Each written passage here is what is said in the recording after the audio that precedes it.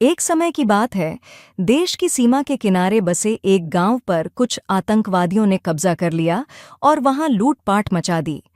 सैनिकों को सूचना मिली तो वह तुरंत ही उनसे निपटने के लिए बरसात का मौसम था, घनघोर वर्षा हो रही थी। इसके कारण छोटे छोटे ताल तलैया भी खूब विशालकाय नजर आ रहे थे।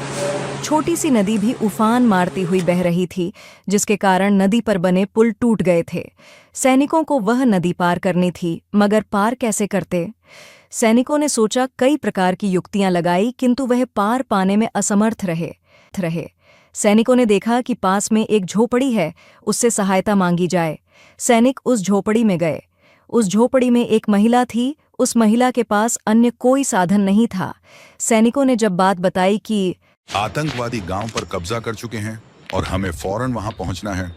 इसके लिए यह नदी पार करने के लिए कुछ लकड़ियों की हमें आवश्यकता होगी, जिसके कारण हम नदी को पार कर पाएंगे।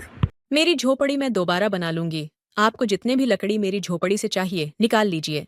महिला की इस भक्ति से सैनिक गदगद हो गए और यथाशीघ्र ही नदी पर एक पुल का निर्माण किया गया, जिससे सभी सैनिक नदी के पार उतर गए।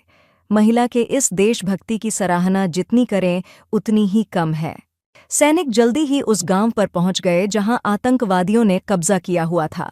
सैनिकों ने काफी देर की मशक्कत के बाद आतंकवादियों को मार गिराया और कुछ भाग गए, जिससे अपने देश में आए हुए संकट को उन्होंने बहादुरी से टाल दिया और दुश्मनों को सबक सिखाया। जय हिंद, जय भारत।